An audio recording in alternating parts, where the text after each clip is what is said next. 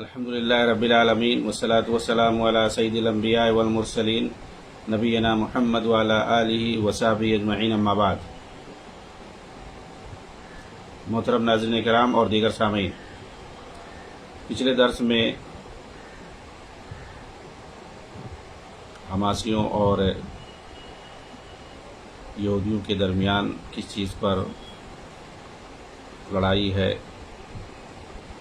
اس کو لے کر بات ہو رہی تھی، اور یہ بتانے کی کوشش کی گئی تھی ان کے سربراہان کے اقوال کی روشنی میں کہ چونکہ یہ اخوان المسلمین کی ایک عسکری ونگ ہے، اور ان کے یہاں جیسا کہ ان کے سرگنوں نے واضح کیا ہے کہ ان کے اور یہودیوں کے درمیان کوئی دینی جھگڑا نہیں ہے، عقیدے کا کوئی جھگڑا نہیں ہے، بلکہ دنیاوی جھگڑا ہے، اور وہ بھی زمین کا جھگڑا ہے، جو کہ قرآن اور حدیث کے بالکل خلاف ہے۔ کیونکہ یہودیوں سے مسلمانوں کی جو لڑائی ہے وہ عقیدے اور دین کی لڑائی ہے، دنیاوی اعتبار سے کوئی لڑائی نہیں ہے۔ تو دنیاوی اعتبار سے تو کسی سے بھی لڑائی ہو سکتی ہے، کسی بھی بات پر، لیکن کفار اور مشرکین سے جو عداوت اور لڑائی ہے وہ عقیدے اور دین کی بنیاد پر ہے، اور یہ لوگ اس کو مانتے نہیں ہیں۔ ان کے ہاں ولا اور برا نام کی کوئی چیز نہیں ہے، چاہے وہ یہودی ہو، عیسائی ہو، کوئی بھی ہو۔ لیکن جب یہ دوسروں پر فیصلہ کرتے ہیں تو ولا اور برا کو لے کے تکفیر تک کرتے ہیں، لیکن یہ دوسروں کے تعلق سے، اپنے تعلق سے نہیں۔ اپنے تعلق سے ان کا فیصلہ نہیں ہوتا ہے، ہاں، تکفیر کا تو جانے دیجیے۔ دوسروں میں اپنے لیے دوستی کا پیغام ہے، اور دوسروں کے لیے دوستی سے بھی آگے بڑھ کر کے، حرام وغیرہ سے بھی آگے بڑھ کر کے یہ لوگ کفر کا فتویٰ بھی لگانے لگتے ہیں، اور اپنے لیے تو دوستی بھی جائز ہے، بلکہ افضل ہے۔ یہودیوں کی تعریف آئی ہے قرآن میں، اس طریقے سے باتیں ان کے یہاں آئی ہے۔ تو شیخ سعادت ذاتری فضل اللہ ان کے بارے میں بتا رہے ہیں کہ ان کی حقیقت کیا ہے۔ کہتے ہیں کہ یہ جو ہے اخوان المسلمین کی ایک شاخ ہے، ایک جزو لا ینفک ہے۔ ان کے جو ہے جیسا کہ دوسرے منشور کے جو ہے دوسرے آرٹیکل کے اندر لکھا ہوا ہے، کیا لکھا ہوا ہے کہ یہ اخوان المسلمین کا ایک عسکری ونگ ہے، اس کا ایک لا ینفک حصہ ہے۔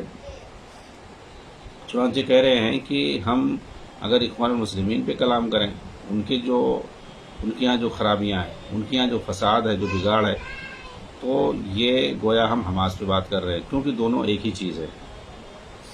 اس لیے آپ دیکھیں گے کہ ان کی جو ہے ہر غلط صحیح سب کی تائید یہ لوگ کرتے نظر آتے ہیں، اور جو غیر اخوانی ہیں، اخوانیوں کے علاوہ بھی جو دوسرے لوگ ہیں وہ جو تائید کرتے ہیں، وہ یا تو دھوکے میں ہیں یا ان لوگوں کے جو ہے پروپیگنڈے کا شکار ہیں، انہیں کچھ ان کی حقیقت نہیں معلوم ہے۔ کہتے ہیں ان کے یہاں جو بہت ساری شرعی مخالفتیں پائی جاتی ہیں بہت ہی بالکل واضح ہیں، شرک و بدعات تک ان کے یہاں ہے، تصوف اور صفات باری کے اندر جو غلط عقیدہ ہے تفویض کا، وہ بھی ان کے یہاں پایا جاتا ہے۔ ان کے بانی جو حسن بننا تھے، ان کی جو ہے صوفیت مشہور ہے، صوفیوں کے مزاروں پر کیسے وہ سفر کر کے، پیدل سفر کر کے جاتے تھے، اور ایک صوفی سلسلہ جو ہے حصافی شاذلی، اس سے یہ باقاعدہ منسلک تھے، اس کی انہوں نے رکنیت اختیار کی تھی۔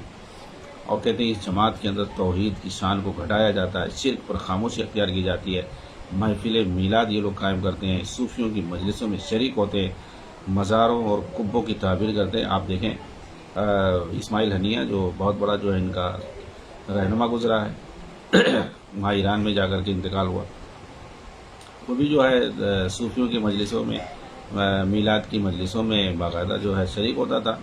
تو ان کے یہاں یہ ساری چیزیں نہیں، گمراہوں کے ساتھ رہنا، بدعتیوں کے ساتھ رہنا، شرک کرنے والوں کے ساتھ رہنا، تاکہ جو ان کی تائید حاصل ہو، اور ان کے یہاں یہ چیز، ان کے سرگنوں کے یہاں یہ چیزیں سب پائی بھی جاتی تھیں۔ کہتے ہیں بہت سارے علماء نے ان کے اوپر کتابیں لکھی ہیں، ان کے رد میں کتابیں لکھی ہیں، کیسٹیں ہیں، انٹرنیٹ پر، سوشل میڈیا پہ سب پھیلے ہوئے ہیں، مگر یہاں پر جو یہ تو ساری ان کے عقیدے اور ان کے دین کا تعلق ہے۔ کہتے ہیں کہ یہاں جو سر دست ہمیں بات کرنی ہے وہ فلسطین کا موضوع ہے، جس پر جو ہے یہودی قابض ہیں، اور اس سے جو ہے آزاد کرانے کا یعنی یہودیوں کے پنجے استبداد سے فلسطین کو جو آزاد کرانے کا ایشو ہے، اس کو لے کر کے یہ لوگ کتنا سنسیئر ہے، یہ لوگ کتنے جو ہے یہ لوگ مخلص ہیں، اور کیا انہوں نے آج تک اس کے لیے کیا ہے۔ کہتے ہیں جب ہم اس کا جائزہ لیتے ہیں تو پاتے ہیں کہ اس جماعت کا یہودیوں سے جو بھی دشمنی ہے وہ زمین کے لیے ہے، دنیاوی ہے، دینی نہیں ہے۔ جیسا کہ کہتے ہیں جیسا کہ ایک اخوانی عالم محمود عبد الحلیم نے لکھا ہے۔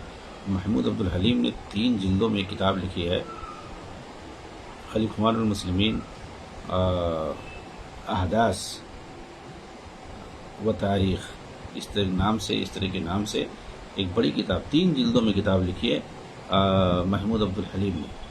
انہوں نے لکھا ہے اپنی کتاب کے اندر کہ حسن بنا نے کہا کہ میں یہ تسلیم کرتا ہوں کہ یہودیوں سے ہمارا کوئی جھگڑا دینی جھگڑا نہیں ہے، اس لیے کہ قرآن کریم نے یہودیوں سے ملنے، ان سے دوستی کرنے پر ہمیں ابھارا ہے۔ یہ قرآن میں کہاں پہ ابھارا ہے؟ اللہ تعالیٰ نے قرآن میں کہاں پر ابھارا ہے کہ یہودیوں سے جا کے دوستی کرو؟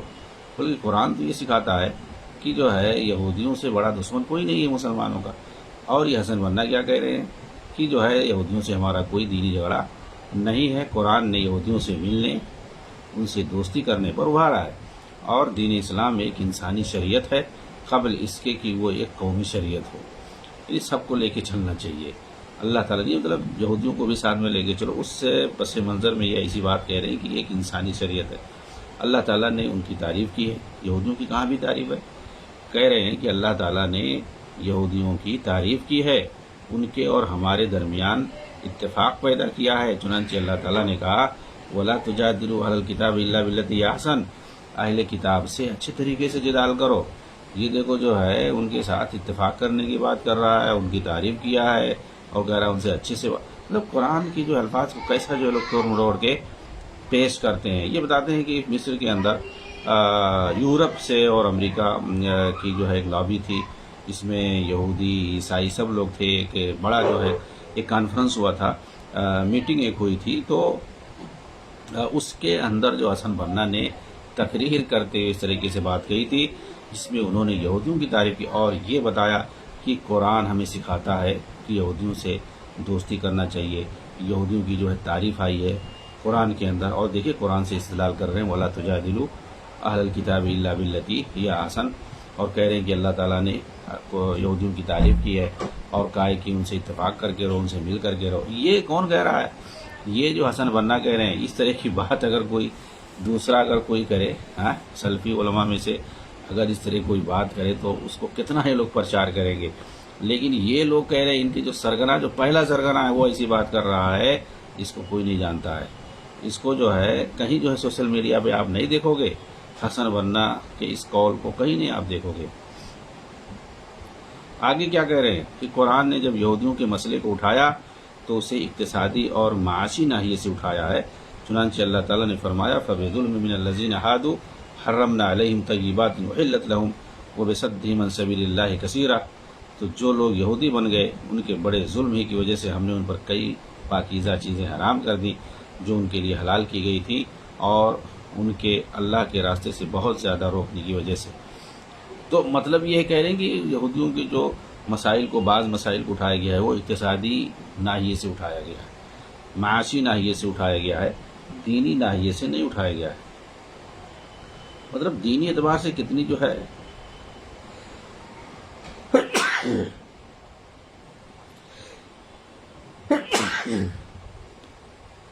الحمدللہ کتنی جو ان کی مذمت کی گئی ہے، یہ پوچھنے کی ضرورت نہیں ہے۔ یہودیوں کی اہل کتاب جو خاص طور سے بنی اسرائیل کی اتنی مذمت آئی ہے، ان کے مختلف جو ہے سماجی اور معاشی برائیوں کو ذکر کیا گیا ہے، مختلف طریقے سے ان پر لعن طعن کیا گیا ہے، اور یہ کہہ رہے ہیں کہ اللہ نے ان کی تعریف کی ہے۔ یہ ابن حسن بنا کے اقوال کو ذکر کرنے کے بعد یہودیوں کے تعلق سے جو لوگ کہہ رہے ہیں کہ ان سے جو ہمارا جھگڑا ہے وہ دنیاوی ہے، یعنی زمین کا جھگڑا، دینی جھگڑا ہمارا نہیں ہے۔ دینی اعتبار سے دیکھیں تو اللہ تعالیٰ نے ان کی تعریف کی ہے اور ان کے ساتھ کہا اچھے سے مل کر کے رہو، وَلَا تُجَادِلُوا أَهْلَ الْكِتَابِ إِلَّا بِالَّتِي هِيَ أَحْسَنُ۔ कैसे जो है आयतों को मरोड़ करके तोड़ करके अपने मकसद की निकाल करके पेश कर रहे हैं अपने यूरोपियन और अमेरिकन जो है आकाओं के सामने। इस तरीके से कौन ही हसन बनना इस तरह की बात कह रहे हैं। तो ये उनके अकवाल को जिक्र करने के बाद ये फ़िलिस्तीनी जो मुसन्निफ़ हैं शेख साद अज़्ज़ातरी हफ़िज़हुल्लाह अपनी इस किताब के अंदर हकीकतुल जिहाद फ़ी फ़िलिस्तीन के अंदर कहते हैं कि ये तो बिल्कुल कुरान के सरीह मुखालिफ है। यानी हसन बन्ना जो इस तरह कह रहे हैं ये तो कुरान के जो सरीह मुखालिफ बात है, क्योंकि हमारे और यहूदियों के दरमियान जो दुश्मनी है उसकी बुनियाद दीन और ईमान है। और ये कह रहे हैं कि दुनियावी है, हमारा उनसे जो झगड़ा है दुनियावी है, दीनी एतबार से कोई झगड़ा नहीं। जबकि अगर असल में देखा जाए, कुरान को देखा जाए तो पता चलेगा तो दीन और ईमान है हमारी बुनियाद। लतजिदन्ना अशद्दन्नासि अदावतन लिल्लज़ीना आमनु अल यहूदा वल्लज़ीना अशरकू। यकीनन आप ईमान वालों का सबसे ज़्यादा यानी मोमिनों का सबसे ज़्यादा दुश्मन किसको पाएंगे? यहूदियों को पाएंगे, फिर उसके बाद जो है मुशरिकीन को पाएंगे। तो सूरह माइदा आयत नंबर 82 साफ साफ कह रही है कि जो है सबसे बड़े दुश्मन तुम्हारे कौन है? यहूदी। दीन के एतबार से, दुनिया के एतबार से कौन से? इब्न कसीर रहमहुल्लाह इस आयत की तफसीर करते हुए कहते हैं कि यहूदियों को मुसलमानों का जो सख्त दुश्मनी है मुसलमानों से, उसकी वजह यह है कि उनमें सरकशी और उनका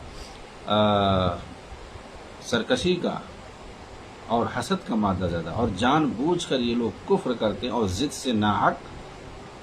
से नाहक पर ये अड़े रहते हैं। हक के मुकाबले में ये बिगड़ जाते हैं, हक वालों पर हिकारत की नज़र डालते हैं और उन्हें बुग़्ज़ से देखते हैं, उनके खिलाफ बुग़्ज़ और बैर रखते हैं। तो ये क्यों? दीन की वजह से ना, कि हमारे दिन का नहीं है तो उसे बुग़्ज़ रखेंगे। तो वो लोग तो दीनी एतबार से बुग़्ज़ रखते हैं कि गैर यहूद से दुश्मनी रखते हैं। क्यों? इसलिए कि उनके दीन का आदमी नहीं है, बल्कि वो गैर यहूद को वो जो है जानवर समझते हैं। जी हाँ, चौपाया समझते हैं, अपना खादिम समझते हैं। क्यों समझते हैं ऐसा? क्योंकि वो उनके दीन का नहीं है। तो जाहिर सी बात है दीनी एतबार से वो लोग जो है दूसरों को गलत समझते हैं, नीच समझते हैं और अपना गुलाम समझते हैं, हकीर समझते हैं। ये क्यों समझते हैं भाई? दीन के एतबार से, क्योंकि वो अपने दीन को सबसे ऊंचा समझते हैं और दूसरे के दीन को घटिया समझते हैं, मुसलमानों को तो सबसे पहले। तो वो तो दीनी एतबार से दुश्मन समझते हैं अपना, और तुम कह रहे हो कि दीनी एतबार से हमारा कोई झगड़ा नहीं है। कुरान कह रहा है कि सबसे बड़े दुश्मन है तुम्हारे।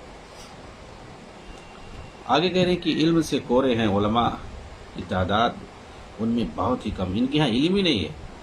ये कुरान की कहीं एक आयत को देख लिए, अपने हिसाब से बस उसको फिट कर लिए, उसका माना पहना दिए। इनके अंदर उलमा कहाँ होते हैं? ये खुद जो है जिसको शरीयत कहते हैं, अहकाम शरई अहकाम, उससे नवाकिफ, कहीं पढ़ाई नहीं की। दारुल मुअल्लिमीन से जहाँ जो है दुनियावी उलूम दिए जाते हैं वहीं पर इन्होंने पढ़ाई की। और उसके बाद जो 5-6 लोगों को लेकर के जो जमात बनाई थी इख्वानुल मुस्लिमीन, उसमें कौन थे? सब अनपढ़ थे, एक भी पढ़ा लिखा नहीं था, सब मजदूर तबका के लोग थे। उन्हीं लोगों को ले करके उन्होंने अपनी जमात बनाई। जी हाँ, 6-7 लोगों को, एक भी पढ़ा लिखा इंसान उसमें नहीं था। जिन लोगों को लेकर तो कौन सी जमात बनी? दीन की तबलीग के नाम पे, जैसे तबलीगी जमात वाले होते हैं, अनपढ़ों को लेकर के घूमते हैं इधर उधर। ऐसे जो हसन बन्ना ने 5-6 लोगों को, 7 लोगों को ले करके ये तंजीम कायम की थी और ये कहा था कि हम लोग दीन की तबलीग करेंगे, दीन की दावत देंगे। जी, दीन के नाम पे इन्होंने ये तंजीम कायम की। उसके बाद जो है अंदर से फितना फसाद मचाना शुरू किया और एक अलग से फिदाई तंजीम बनाई नौजवानों की, जहाँ मुसल्ले तौर पर उनको तरबियत दी जाती थी निज़ामुल ख़ास के नाम से। आप लिखें, जाकर के गूगल में लिखें निज़ामुल ख़ास, पूरा जो उसका डिटेल बनाएगा कि कब से जो है ये वजूद में आया, क्या इसका मकसद था। ज़ाहिरी तौर पर ये जो है एक दीनी तंजीम बनाते थे, उसकी ऑफिस अलग होती थी, सियासी तंजीम इनकी अलग होती थी और एक फिदाई तंजीम होती थी। ये सारी कहीं न कहीं दीन के नाम पे बेवकूफ़ बनाओ, नौजवानों को जो है ब्रेन वाश करके कि वो निज़ामुल ख़ास में, यानी जो फिदाई मुसल्ले जो तंजीम होती थी उसमें उनको शामिल किया जाता था और दूर पहाड़ी इलाकों में जा करके वहाँ पे नौजवानों को ये लोग ट्रेनिंग देते थे। हसन बन्ना के ज़माने की बात है। ये सब नौजवानों को ट्रेनिंग क्यों देते थे? हुकूमत के ख़िलाफ़ इस्तेमाल करने के लिए, बम धमाकों में इस्तेमाल करने के लिए, हुकूमत से लड़ने के लिए, जी हाँ, बगावत करने के लिए, इनकलाब लाने के लिए, जैसा कि ये लोग बोलते हैं। जी हाँ, इनकलाब यानी जो मौजूदा हुकूमत है उसको जो है उखाड़ करके फेंक दो, उसके बाद अपनी हुकूमत कायम करो। इसलिए जो है इनके यहाँ 2 मुतवाज़ी तंजीमें रहती हैं। एक मुसल्ले फिदाई तंजीम जो खुफिया तौर पर ये बना के रखते हैं جو خاص ان کے جو ہے برین واشڈ بالکل نوجوان ہوتے ہیں، ان کو جو ہے جب داعشی ذہنیت کی بنا دیتے ہیں تو ان کو جو ہے اس میں جوائن کرتے ہیں اور ان کی جو ہے یہ لوگ مسلح جو ہے تربیت کرتے ہیں۔ جی ہاں، کہہ رہے کہ ان کے یہاں پہلے یہ علماء رکھتے ہی اپنے بات، کیونکہ علماء جب رکھیں گے جو قرآن و سنت کے ماہر ہوں گے تو ان پر ہر وقت جو ہے تنقیدیں کریں گے، ہر وقت جو اعتراض کرتے پھریں گے، تو کہاں تک وہ لوگ برداشت کریں گے؟ اس لیے ان کے یہاں نہ علماء ہوتے ہیں، نہ یہ علماء کو رکھتے ہیں اپنے پاس۔ کسی بھی صحیح عالم کو جو کتاب و سنت کا ماہر ہو اس کو کبھی اپنی تنظیم اور جماعت میں رکھیں گے ہی نہیں، اللہ ہے کہ وہ پہلے سے برین واشڈ ہو، اس میں شامل ہو، تھوڑا بہت بعد میں اس نے جو ہے دین کو حاصل کیا اس جماعت میں رہتے ہوئے، تو اس کی بات الگ ہے۔ تو شیخ سعادت زادری کہہ رہے ہیں کہ پہلی بات تو ان کے یہاں عالم ہوتے ہی نہیں ہے، جو ہوتے ہیں وہ کورے ہوتے ہیں، ان کے علماء کی تعداد بہت کم ہے، اور علم اور ذیل لوگوں کی کوئی وقات ہی نہیں ہے، نہ ان کے دل میں ہے، بلکہ یہ الٹا جو ہے علماء کے خلاف بدتمیزی کرتے، ان کو جو ہے ان کے خلاف پروپیگنڈا کرتے اور انہیں برے برے القاب سے نوازتے ہیں، ان پر طعن و تشنیع کرتے ہیں یہ لوگ۔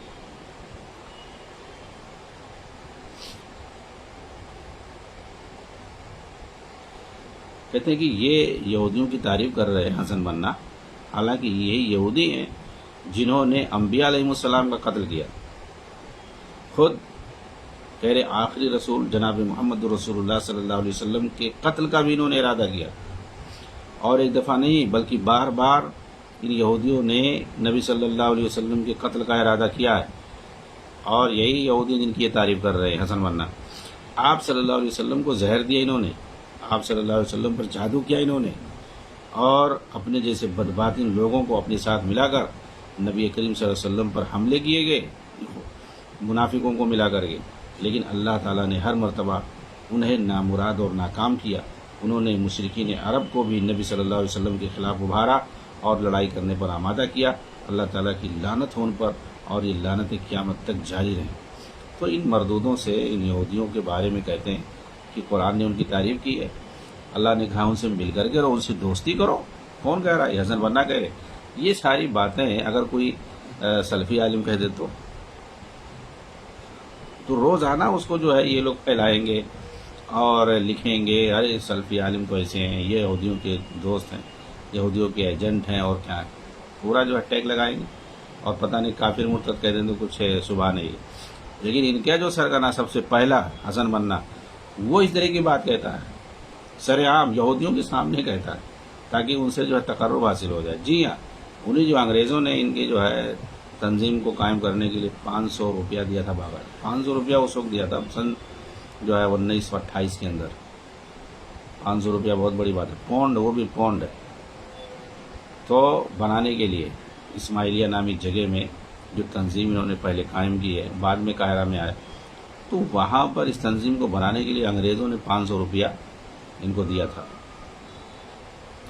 کہتے ہیں کہ آگے اور دیکھیں یہودیوں کے بارے میں اللہ تعالیٰ نے کیا فرمایا، جن کی یہ لوگ تعریف کر رہے ہیں، احمد یاسین تعریف کر رہے ہیں، اسی طرح سے حسن بننا تعریف کر رہے ہیں۔ جی ہاں، اور آپ کو تعجب ہوگا یہ یوسف قرضاوی وغیرہ سب تعریف کر کے گئے، تو بہرحال اس ڈیٹیل میں ہمیں نہیں جانا ہے۔ یہاں پر حسن بننا اور احمد یاسین کے قول کو انہوں نے ذکر کیا ہے کہ یہودیوں کے تعلق سے ان کی جو سوچ ہے اور لوگوں کو کیسا یہ لوگ گمراہ کرتے ہیں، دوسروں کو جو اسرائیل کا ایجنٹ بتاتے ہیں، دوسروں کو اسرائیل کا دوست کہتے ہیں، اور ان کی اپنی حالت کیا ہے، تو مطلب یہ کیسے جو ہے لوگوں کے جذبات سے کھیلتے ہیں اور جدھر چاہتے ہیں ویسا گھماتے ہیں، ان کو کوئی جواب دینے والا نہیں ملتا ہے۔ یہودیوں کے بارے میں کہتے ہیں کہ قرآن، آئیے دیکھتے ہیں کیا کہتا ہے۔ ایک تو قول انہوں نے ذکر کیا اللہ تعالیٰ کا کہ یہودی جو ہے یہ مومنوں کے سب سے بڑے دشمن ہیں۔ اس کے بعد آگے جو اللہ تعالیٰ نے ذکر کیا، وَلَن تَرْضَ عَنْكَ الْيَهُودُ وَلَا النَّصَارَىٰ حَتَّىٰ تَتَّبِعَ مِلَّتَهُمْ قُلْ إِنَّ هُدَى اللَّهِ هُوَ الْهُدَىٰ وَلَئِن اتَّبَعْتَ أَهْوَاءَهُمْ بَعْدَ الَّذِي جَاءَكَ مِنَ الْعِلْمِ مَا لَكَ مِنَ اللَّهِ مِن وَلِيٍّ وَلَا نَصِيرٍ کہ جو ہے یہ یہودی یہ عیسائی کبھی نہیں آپ سے خوش ہوں گے جب تک کہ ان کی ملت کی، ان کے دین کی آپ پیروی نہ کر لیں، ان کے تابع نہ ہو جائیں۔ تو یہاں تو اللہ تعالیٰ نے کہہ دیا یہ کبھی جو آپ سے خوش نہیں ہو سکتے، کہاں سے دوستی بھی کوئی کرے گا۔ اور ایک جگہ اللہ تعالیٰ نے فرمایا یا ایھا الذین آمنوا لا تتخذوا اليہود والنصارى اولیاء بعضهم اولیاء بعض۔ یہاں تو اللہ تعالیٰ نے باقاعدہ حکم دیا کہ یہود و نصارہ کو اپنا دوست مت بناؤ، وہ آپس میں ایک دوسرے کے دوست ہیں. وَمَن يَتَوَلَّهُم مِّنكُمْ، اگر کوئی انہیں اپنا دوست سمجھے گا فَإِنَّهُ مِنْهُمْ، تو وہ بھی اسی طرح سے ہوگا. تو یہ حسن بننا بھائی کہاں ان کے یہاں یہ آیت نہیں تھی؟ وہ یا نہیں سمجھتے تھے؟ ان کے سامنے یہ آیت غائب تھی کیا؟ وہ کہہ رہے کہ جو ہے ان سے جو ہے دوستی کرنے پر اللہ نے ابھارا، ان سے دوستی کرنا چاہیے، ان سے مل کر کے رہنا چاہیے. تو یہ تو آیت کیا کہہ رہی ہے بھائی؟ قرآن تو صاف صاف کہہ رہا ہے. اللہ تعالیٰ نے کیا کہا؟ لا تتخذوا اليهود والنصارى اولیاء، یہود و نصارہ کو دوست نہ بناؤ، وہ آپس میں ایک دوسرے کے دوست ہیں. وَمَن يَتَوَلَّهُم مِّنكُمْ، تم میں سے جو انہیں دوست بنائے گا فَإِنَّهُ مِنْهُمْ، انہی میں سے ہوگا. اچھا یہ آیت یہ لوگ پڑھتے ہیں لیکن کیا دوسروں کے لیے، اپنے لیے نہیں پڑھتے ہیں. اپنے لیے مطلب اس آیتوں کو اور ویسی بھی غلط آیت ہے. کہیں ایسی آیت نہیں ہے کہ جو ہے جس میں یہودیوں سے دوستی کرنے کے لیے کہا گیا ہو. وَلَا تُجَادِلُوا أَهْلَ الْكِتَابِ بِالَّتِي هِيَ أَحْسَنُ، وہ تھوڑی سا ہے. وہ تو بھائی مناظرہ کرنے کے وقت ہے، دینی اعتبار سے کچھ گفتگو اور بات کرنے کے وقت ہے کہ جو ہے بہتر انداز میں بات کیا تاکہ آدمی کو سمجھ میں آئے. یہ تھوڑی کہا کہ ان سے دوستی کرو، ان سے مل جاؤ. وہ بغض جو دینی بغض ہے، عقیدے اور دینی اعتبار سے جو بغض رکھنا ہے وہ تو رکھا جائے گا. ان کے کفر اور شرک سے برات کا اظہار کیا جائے گا. جی ہاں. اور ان سے نفرت کی جائے گی، ان کے دین سے اور ان سے سب سے. یہاں تھوڑی دوستی کرنے کی بات ہے. قرآن صاحب کہہ رہا ہے کہ جو ان سے دوستی کرے گا انہی میں سے ہو جائے گا. قرآن میں یہ بھی ہے کہ یہودی لوگ جو ہے یہ جبریل علیہ السلام سے دشمنی کرتے تھے. چنانچہ قرآن کے اندر ان پر رد آیا ہوا ہے، قُلْ مَنْ كَانَ عَدُوًّا لِجِبْرِيلَ فَإِنَّهُ نَزَّلَهُ عَلَىٰ قَلْبِكَ. تو یہاں پر کہا گیا ہے کہ جو جبریل کا دشمن ہے اس سے کہہ دو. کون جبریل کا دشمن؟ یہودی جبریل کا دشمن تھے. وہ کہتے تھے کہ یہ اللہ کے دشمن، نعوذ باللہ. کیا ان سب کے بعد بھی ہم مسلمانوں کے لیے کہنا جائز ہے کہ یہودیوں کے ساتھ ہماری دشمنی صرف زمین کی وجہ سے ہے، نہ کہ دین کی خاطر؟ اگر وہ ہماری زمینیں ہمیں واپس کر دیں تو ہم یہ دشمنی ختم یہ دشمنی بھی ہماری ختم ہو جائے گی.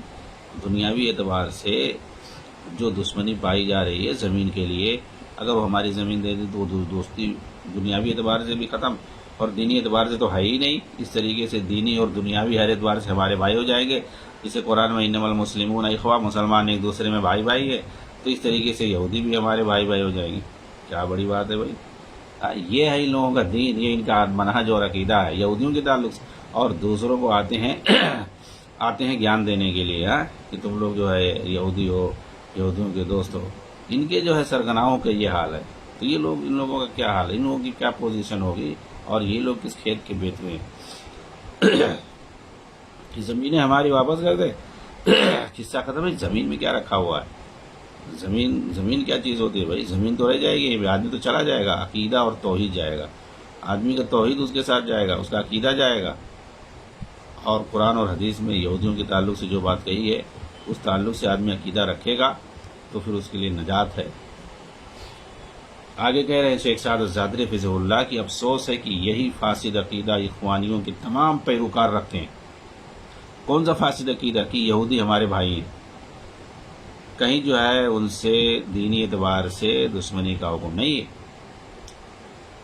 کہہ رہے ہیں کہ یہ کون کہہ رہا ہے؟ شیخ سعد الزادری فضل اللہ کہہ رہے ہیں کہ یہ جو ہے اکثر اخوانیوں کا یہی جو ہے عقیدہ ہے اور اسے لوگوں کے درمیان یہ پھیلاتے ہیں. چنانچہ یہ اخوانی یوسف قرضاوی ہے، کہتا ہے یہودیوں کے ساتھ ہمارا جہاد اس وجہ سے نہیں ہے کہ وہ یہودی ہیں، اور نہ ہم یہ عقیدہ رکھتے ہیں کہ ان کے یہودی ہونے کی وجہ سے ہم ان سے لڑ رہے ہیں. ہم یہودیوں سے عقیدے کی خاطر نہیں لڑ رہے ہیں، ہم ان سے زمین کی خاطر لڑ رہے ہیں. یہ کہہ رہے ہیں کون؟ یوسف قرضاوی. اور اسی طرح سے کافروں سے ہم قتال اس لیے نہیں کرتے ہیں کہ وہ کفار ہیں، بلکہ ہم ان سے قتال اس لیے کرتے ہیں کہ انہوں نے ہماری زمینوں پر قبضہ کیا ہے اور ہمارے گھروں کو ناحق ہم سے چھینا ہے. جی ہاں، اس کا حوالہ موجود ہے، مجلہ الرایہ، شمارہ نمبر اتنا، تاریخ جو ہے 25 جنوری 1995. یہ ان کا بیان ہے. کس کا؟ یوسف قرضاوی کا. کہ ہم یہ یہودیوں سے جو لڑائی ہماری چل رہی، ہماری کس کی؟ مطلب حماس کی. وہاں تھوڑی اخوانی، وہاں کون ہے؟ وہاں حماس ہے. انہوں نے فتویٰ پوچھا تھا مسجد ابن تیمیہ کے بارے میں، جہاں کے لوگوں نے کہا تھا کہ بھائی تم لوگ کو ووٹ ہم نے دیا ہے. ووٹ دیا، جائز بات، حق رکھتے ہیں بھائی. جمہوری سسٹم یہ ہوتا ہے، ووٹ دیا ہے تو آدمی پوچھ سکتا ہے اپنے نیتا سے کہ بھائی تم نے یہ وعدہ کیا تھا کیوں نہیں کیا؟ تم نے شریعت نافذ کرنے کا وعدہ کیا تھا تو کیوں نہیں گیا؟ لیکن یوسف قرضاوی سے انہوں نے فتویٰ پوچھا کہ بھائی یہ لوگ تو جلدی میں جا رہے ہیں، کیا کیا جائے؟ کہا مار دو ان کو، بھون دو ان کو۔ پورا جو ان لوگوں کو بھون دیا، گولی چلا دی، پوری مسجد کے اندر مصلیوں کو مار کر کے ختم کر دیا۔ مسجد کے اندر گولی چلائی کس نے؟ اخوانی حماسیوں نے، اور سب کو جو ہے قتل کر دیا اسی مسجد کے اندر۔ یہ کون ہے؟ یہ حماسی ہیں، جی ہاں۔ یہودیوں کے سامنے تو چوہا بن جاتے ہیں، سرنگوں میں بھاگ جاتے ہیں، اور مسلمانوں کو کیسا یہ لوگ مارتے ہیں۔ یہ لوگ کیا کہہ رہے ہیں کہ ہم زمین کے لیے لڑ رہے ہیں، ہم ان سے جو ہے ان کے کفر اور عقیدے کی بنیاد پہ نہیں لڑ رہے۔ حالانکہ جو ہے یہودیوں سے اصل لڑائی ان کے کفر اور دین کی وجہ سے، ان کے کفریہ اور شرکیہ دین کی وجہ سے ہے۔ ان سے جو دشمنی ہے ان کے کفر کی وجہ سے۔ بھائی بالکل کوئی بھی ہو، اگر کوئی کفر اور شرک پر ہے تو اس سے ہماری دشمنی ہے۔ اگر وہ کفر اور شرک سے توبہ کر کے ایمان لے آئے، ہماری دشمنی ختم ہو جائے گی، وہ ہمارا بھائی ہو جائے گا۔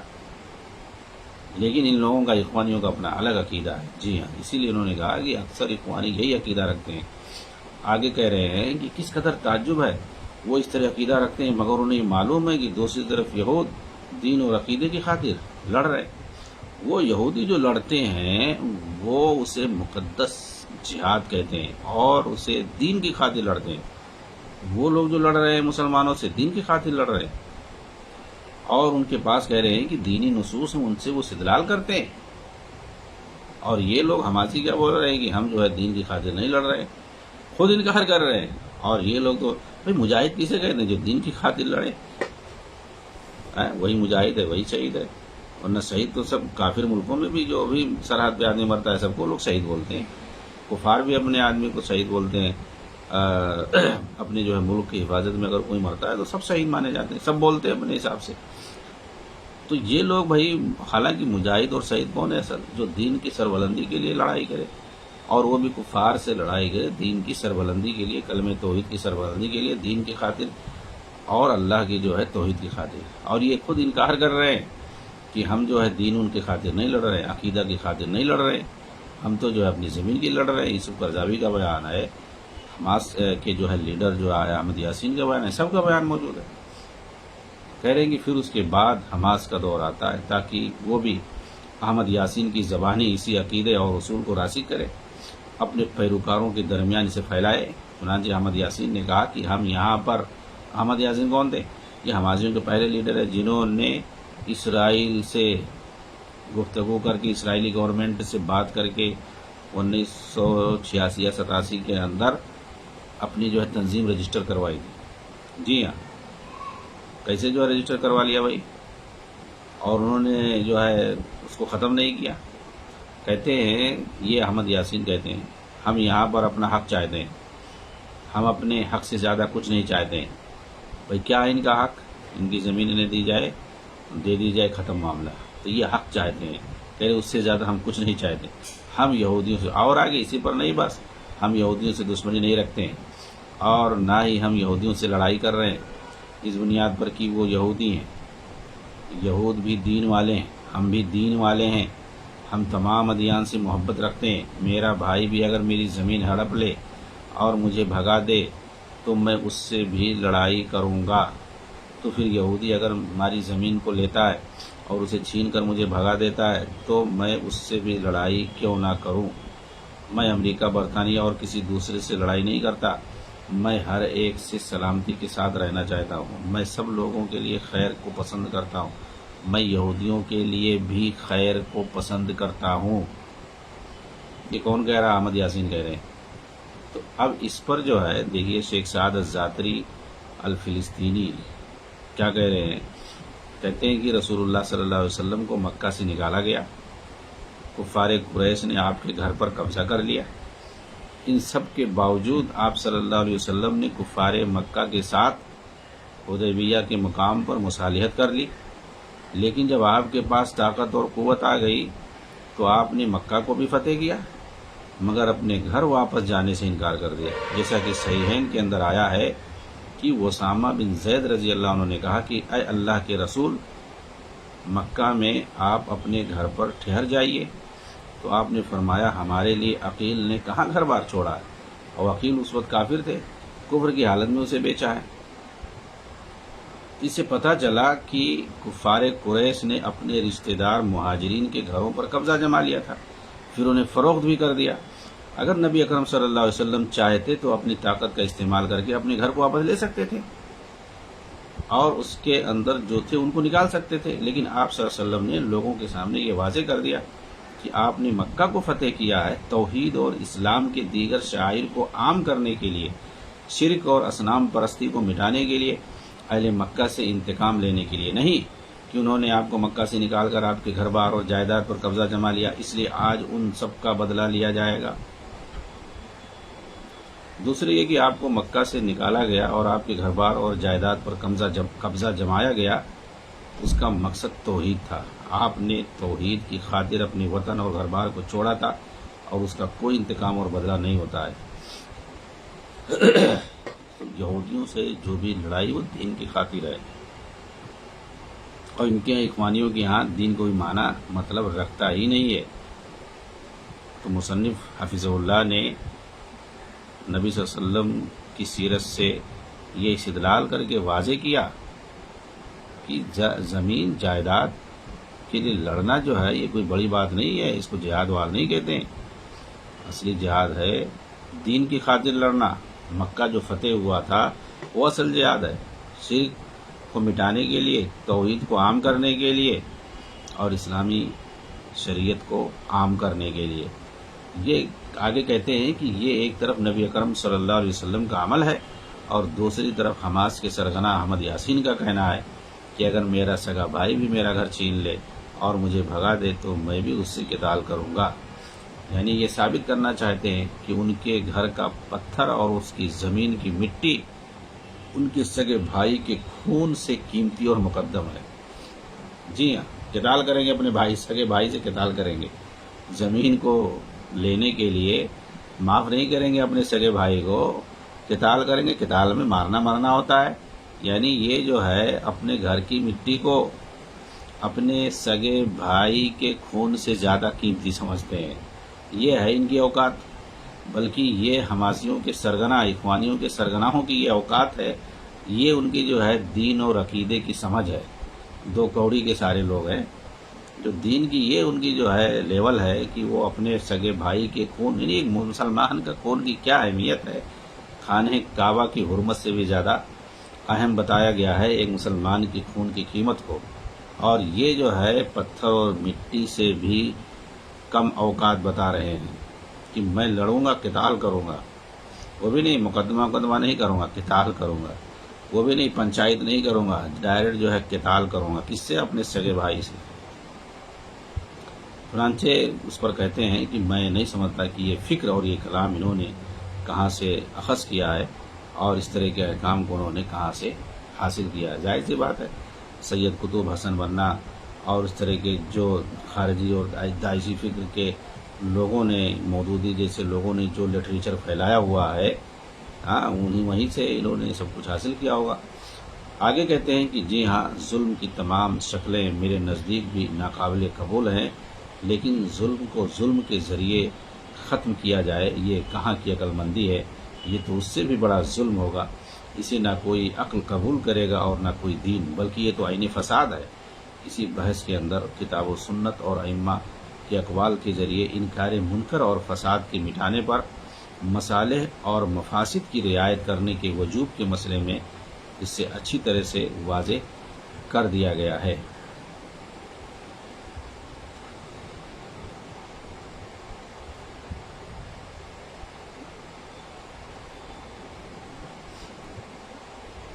ایک لمبی بحث ہے، انشاءاللہ